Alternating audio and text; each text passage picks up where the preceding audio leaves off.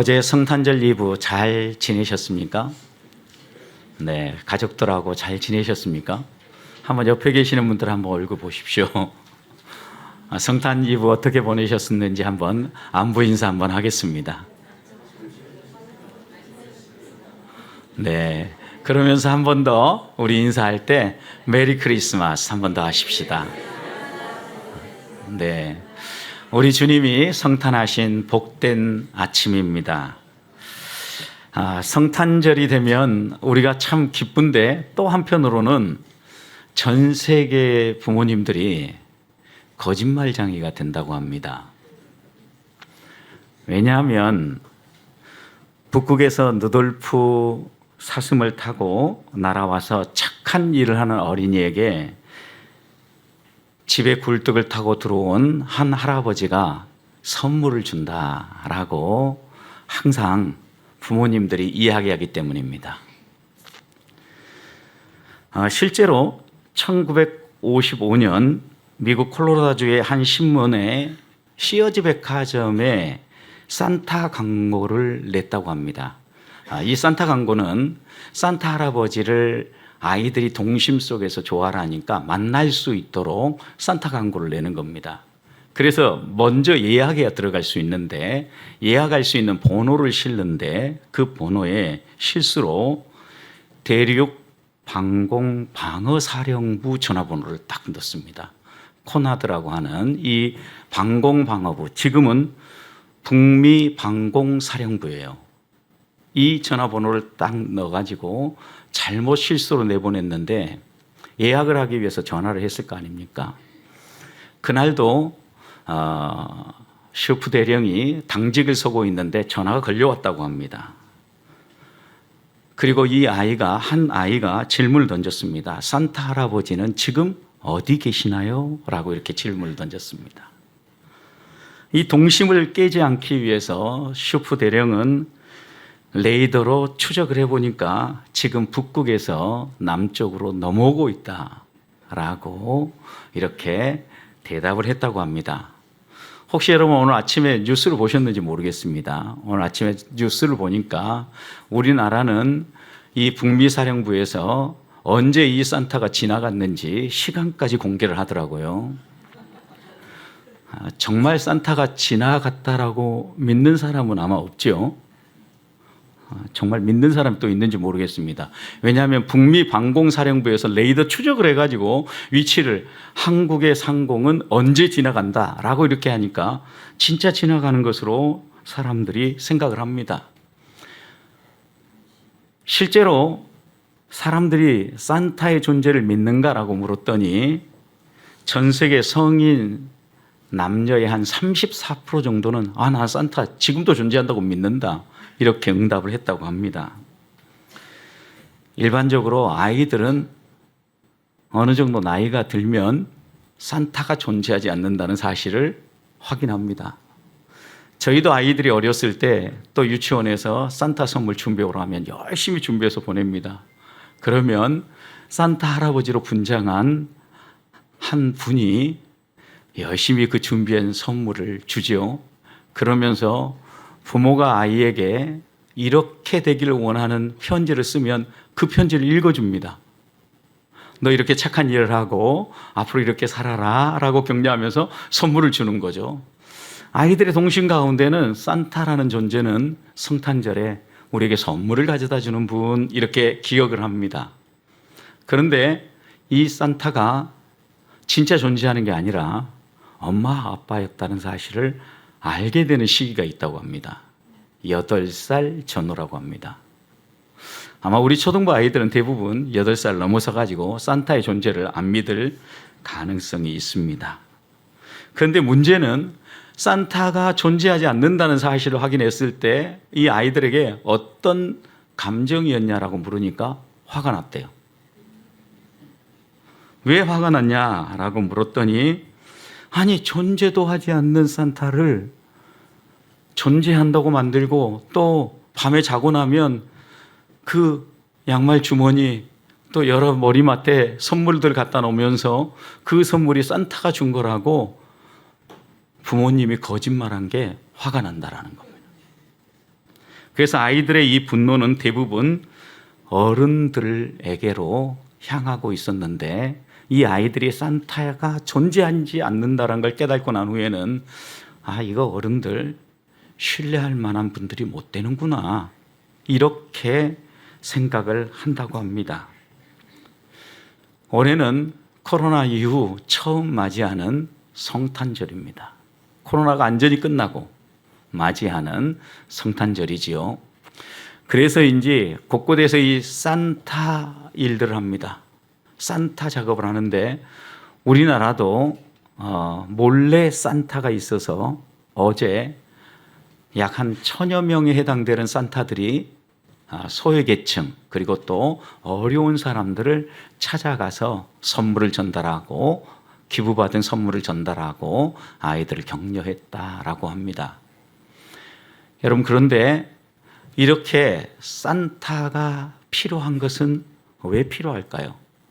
이 산타를 통하여서 이때라도 우리 아이들의 마음 가운데 다시 한번 동심을 심어주고 우리가 살아가는 이 세상은 살만한 곳이다 라고 이렇게 말해 주려고 어른들이 어떻게 해서든지 이런 산타를 계속해서 유지해 가는 것 같습니다.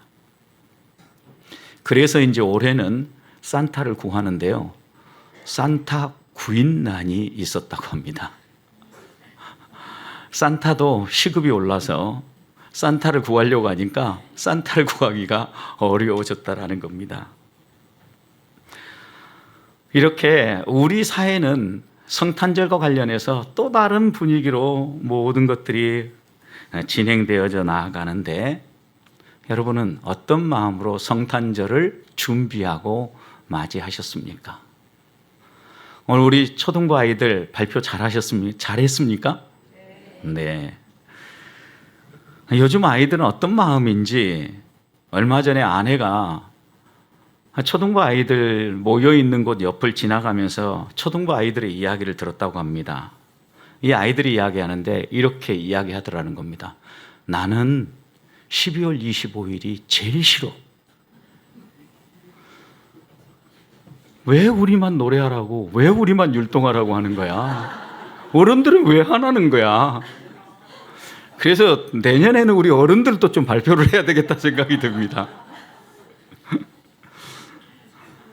이렇게 성탄절 보내면서 우리 아이들이 왜 그렇게 생각할까 했더니 지금 우리 아이들이 이제는 어린아이에서 이제는 조금 초등학생에서 유년부로 이제 좀 더 아이들이 성장해 가니까 시시하게 율동, 시시하게 노래, 캐롤 부르라고 한다. 이런 마음이 작동하지 않았을까 제 스스로 해석을 해보았습니다. 분명한 것은 성탄절은 우리에게 찾아왔고 우리의 마음속에 꿈꾸는 성탄절, 특별히 여러분 오늘 화이트 크리스마스는 서울에 8년 만에 찾아온 화이트 크리스마스라고 합니다. 지역마다 조금씩 차이는 있어요. 대전 같은 곳은 2년 만에 찾아온 화이트 크리스마스라고 하는데 서울은 8년 만에 찾아온 화이트 크리스마스입니다. 여러분 화이트 크리스마스 예전에 이게 잘 안 올 때는 어떻게 했습니까? 화이트 크리스마스 맞추면 특별히 선물도 주는 막 이런 일들이 있었지 않았습니까? 8년 만에 온 화이트 크리스마스입니다. 여러분 이 화이트 크리스마스 맞이하면서 어떤 소원을 하나님 앞에 아뢰고 또 어떻게 이 성탄절을 보낼까 하나님 앞에서 다짐하셨습니까? 성탄절이 여러분 마음속에는 어떻게 기억나는지 모르지만 각 사람들마다 오랫동안 마음속에 남아있는 성탄절이 있을 겁니다. 저도 어린 시절 성탄절 생각해 보면 그 성탄절에는요 밤새 철야를 하고 아이들하고 성탄 2부 발표를 끝내고 나면 게임을 하면서 밤새 철야한 다음에 새벽이 되면 새벽송을 돌았지 않습니까? 그러면 새벽송 돌면서 맛있는 것도 먹고 선물도 받고 이러면서 신나게 집에 와가지고 내리 자다가 성탄절 예배 시간에는 안 나타나는 거죠. 왜냐하면 밤새 이렇게 놀았으니 어떻게 아침에 그 시간에 맞춰 나옵니까? 저도 한번 그래서 성탄절에 행사가 하나 있었는데 성탄절에 늦잠을 자다가 늦게 가가지고 못 참석했던 기억이 머릿속에 선명하게 있습니다. 여하튼 우리의 마음속에 성탄절이 여러 가지 다양한 모습으로 기억될 겁니다. 그러면 우리 한번 이렇게 질문해 봅시다. 성탄절은 어떻게 맞이해야 됩니까? 성탄절은 어떤 날입니까? 성경은 성탄에 대한 이야기를 소개함에 있어서 아주 다양하게 소개하죠.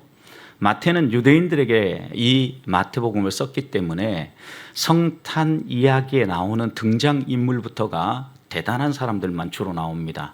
헤롯 왕, 그 다음에 종교 지도자, 동방박사 이렇게 나오죠. 그래서 헤롯 왕이 유아들을 죽인 이야기, 이런 이야기들이 마태복음에는 주로 기록되어 있죠. 그리고 예수 그리스도가 우리의 구원자로 이 땅에 왔지만 이 예수 그리스도를 힘 있는 기득권층에 있는 종교 지도자들이 배척하고 헤롯 대왕은 잡아 죽이고자 했다라는 이야기로 예수님의 성탄 이야기를 기록합니다. 누가는 어떻습니까? 누가는 이방인을 위한 이야기이고 이방인들을 위하여서 쓴 복음서이고 또 누가복음의 중심 이야기는 낮은 자, 인간을 위한 복음으로 쓰여진 책입니다. 그러니 누가복음에 등장하는 사람들은 누굽니까? 구유, 그리고 목자들, 천군 천사. 여러분 이야기가 벌써 달라요. 그래서 누가복음에서는 이렇게 낮고 천한 곳, 어떻게 보면 구유와 같이 모든 사람들이 접근하기 쉽고 사회에 연약한 사람들도 누구나 찾아볼 수 있는 그런 주님으로 예수님이 이 땅에 오셨다라고 누가는 소개를 합니다. 우리가 함께 읽은 이 요한복음은 어떻게 소개할까요? 요한복음을 열자 말자 다른 이야기는 다 접어들고 말씀이 육신이 되어 우리에게 나타나셨다라고 14절에 딱 기록하죠. 여러분, 말씀이 육신이 되셨다고 하는데 이 말씀이 누굽니까? 1절을 보니까 이 말씀은 하나님입니다. 어떤 하나님입니까? 이 세상을 창조하신 하나님입니다. 그런데 이 하나님이 이 세상에 인간의 몸을 입고 들어오셨다라는 거예요. 이 예수님이 우리에게 들어왔음에도 불구하고 수많은 사람들이 이 예수님을 영접하지 않았다라는 것을 어떻게 표현합니까? 3절부터 이어서 말씀을 보시면 이 우주 만물을 창조하신 그 예수님 안에 생명이 있었는데 이 생명을 빛으로 드러내며 어둠 가운데 빛을 나타냈음에도 불구하고 이 땅의 어둠 가운데 있는 사람들은 빛을 받아들이기 자체를 거절했다라는 거예요. 여러분, 그런데 생각해 보십시오. 아무리 깜깜한 어둠이라 할지라도 아주 희미한 한 줄기 빛만 비춰도 환하게 밝혀지지 않습니까? 여러분, 어둠 가운데 빛이 들어왔습니다. 여러분, 죽음 가운데 허덕이고 죽음의 고통 때문에 마음 아파하는 사람들 앞에 영원한 생명의 소유자이고 영원한 생명의 수여자이신 예수님이 들어왔습니다. 그런데 사람들은 거절합니다. 단순히 거절이 아니죠. 여러분, 어둠 가운데 빛이 들어왔는데도 그걸 인정하지 아니하고 배척했다라는 것은 자기의 마음을 다하여서 밀어내었다라는 의미죠. 알았어요. 분명히 빛이 들어온 거, 빛이 비치고 있는데, 그런데 아니야, 저건 빛 아니야 라고 이렇게 배척을 하며 밀어낸 거죠. 죽을 수밖에 없게 몸부림치고 어떻게 해서든지 조금이라도 생명을 연장시켜 보고 싶어하는 사람들 가운데 영원한 생명을 주시는 분으로 들어왔는데 인정하지 않는 거예요. 나 영원히 살고 싶은데 당신을 통해서는 영원히 살고 싶지 않다고 밀어낸 거예요. 그래서 하나님께서는 이런 나쁜 행동을 하는 우리를 한 번에 쓸어버리고, 그래? 그러면 너희들 말고 다른 사람 구원할래?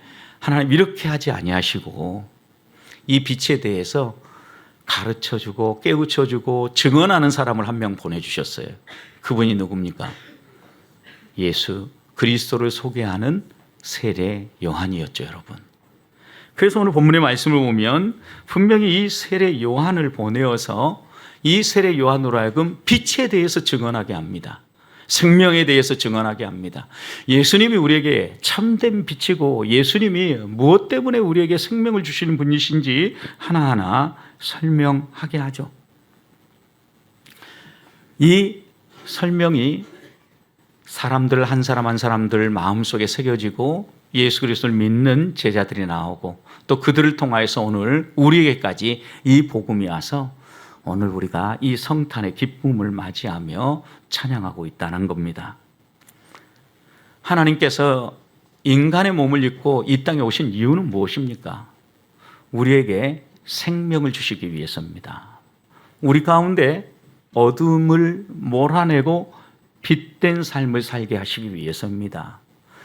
요한이 표현하는 어두움은 하나님과 대치되고 대적하는 어둠입니다. 하나님을 배반하는 삶입니다.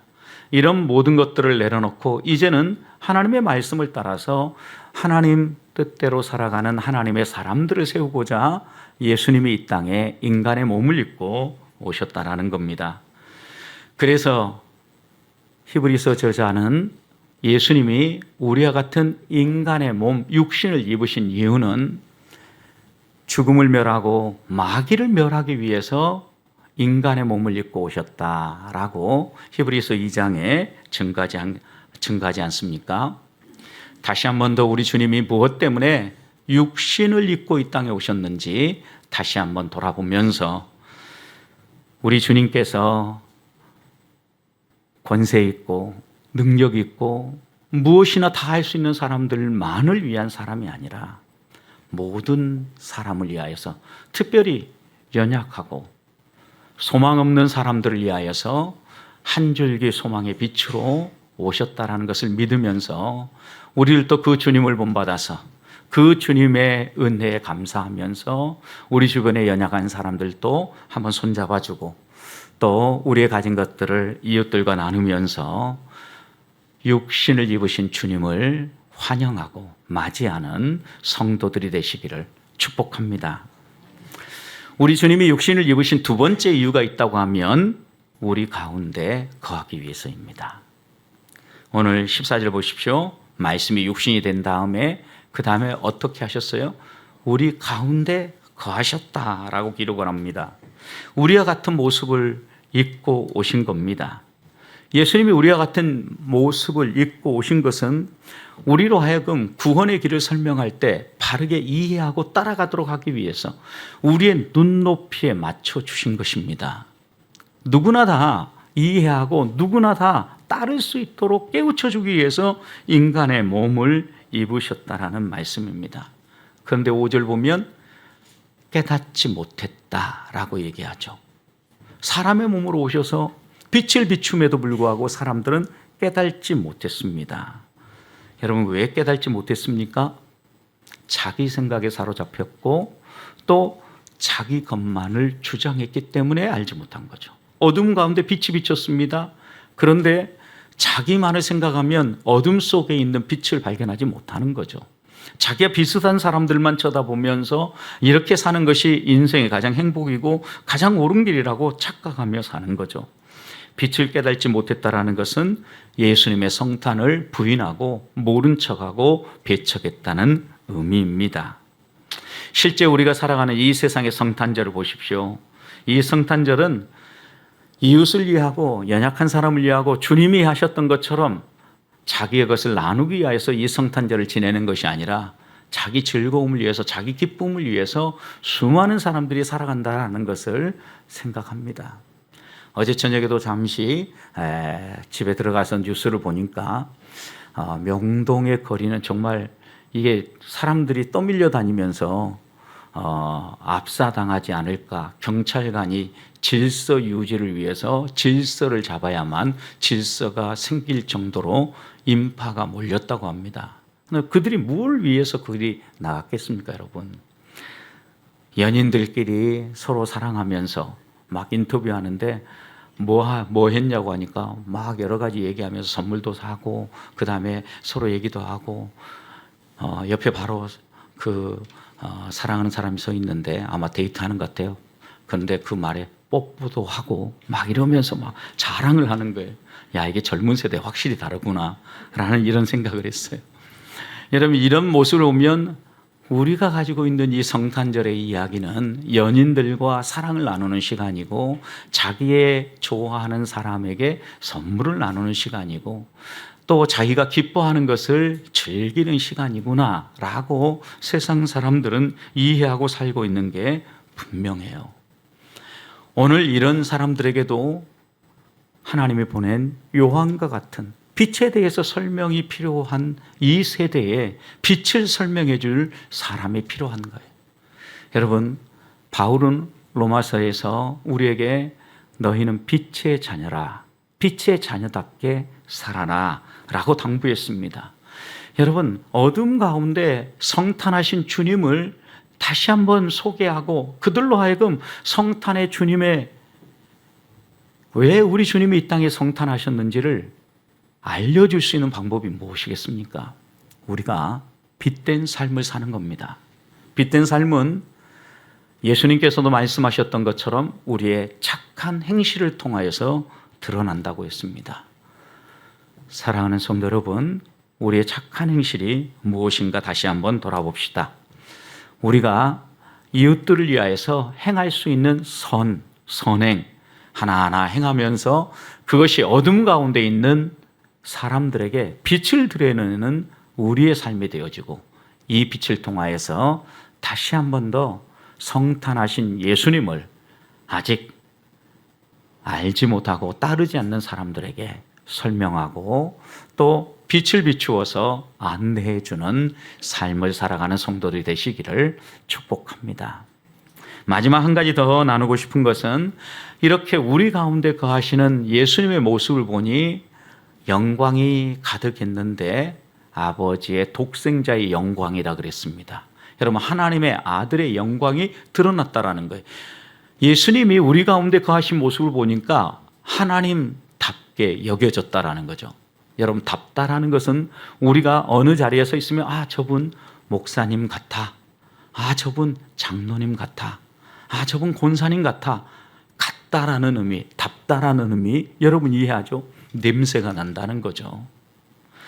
여러분, 하나님의 아들의 품격이 예수님이 우리 가운데 계시는데 드러났다라는 거예요.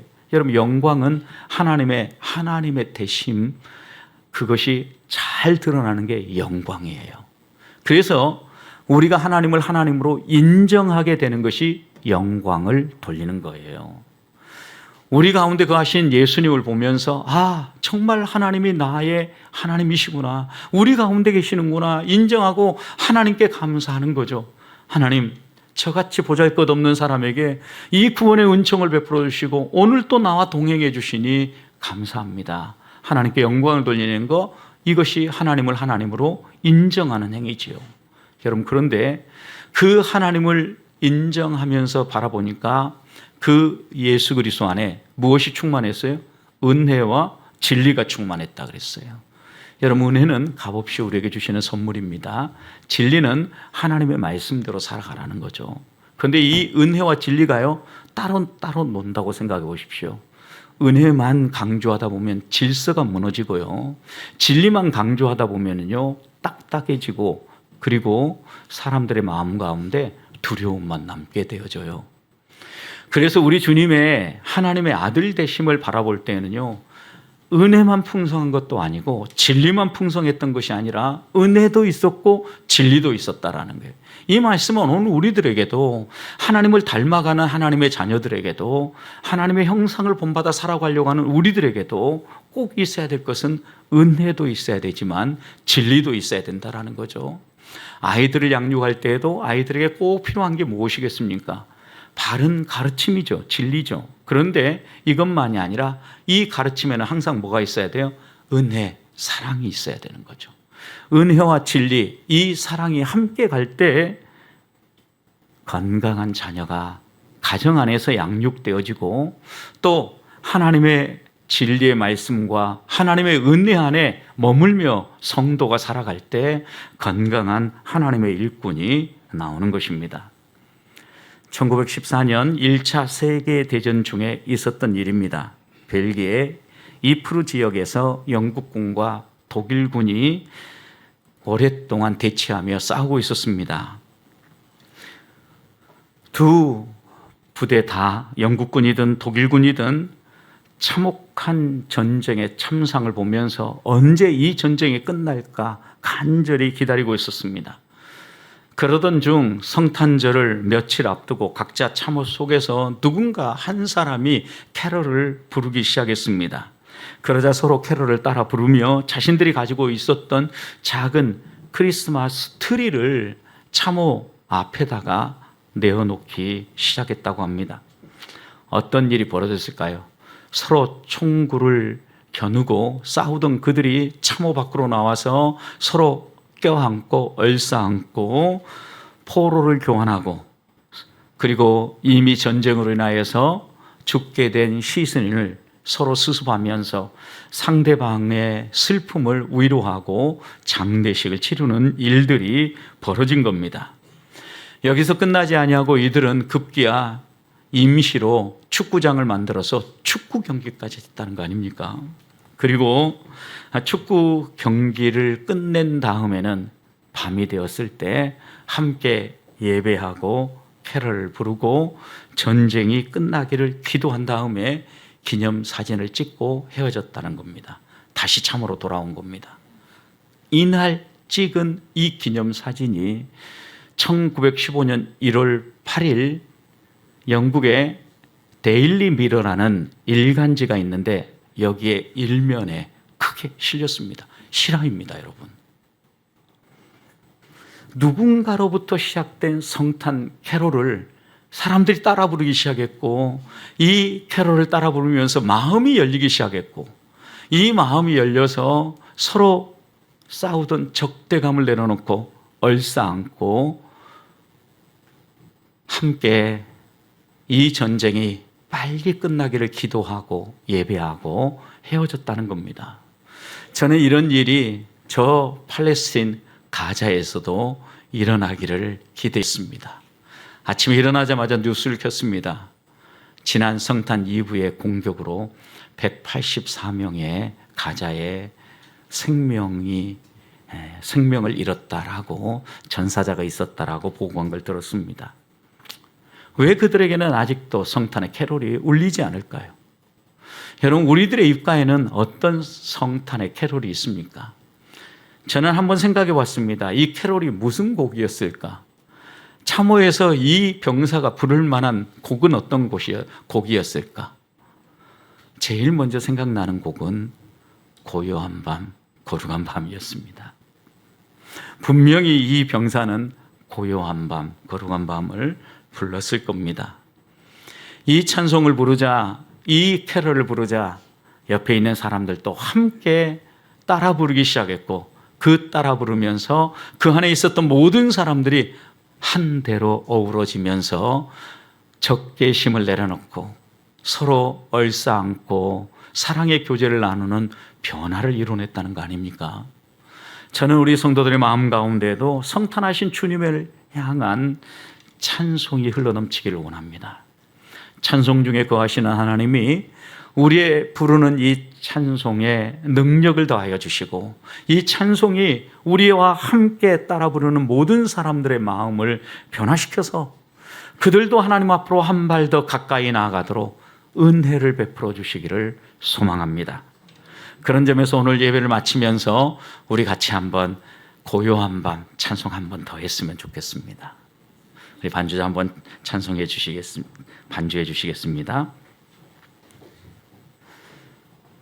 우리 1절과 2절만 부르겠습니다.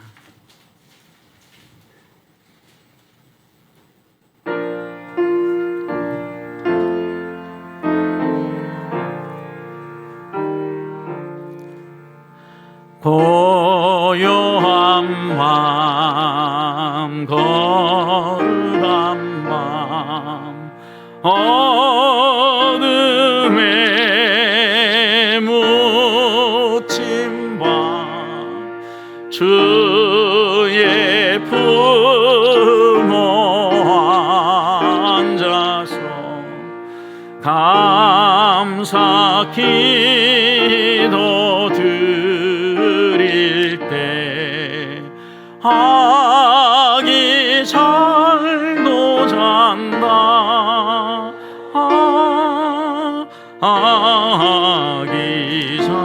잠잘도 잔다. 고요한 밤 거룩한 밤 동망의 박사들 별을 보고 찾아와 구로 경배 드렸네.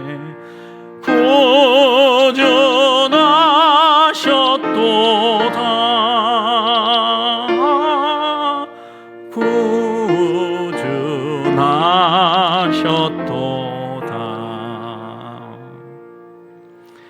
이렇게 캐롤을 부를 때 은혜와 진리가 우리 안에 충만하고, 또 이렇게 함께 캐롤을 부르는 모든 성도들 마음이 하나로 연결되어져서 예수님이 우리의 소망입니다.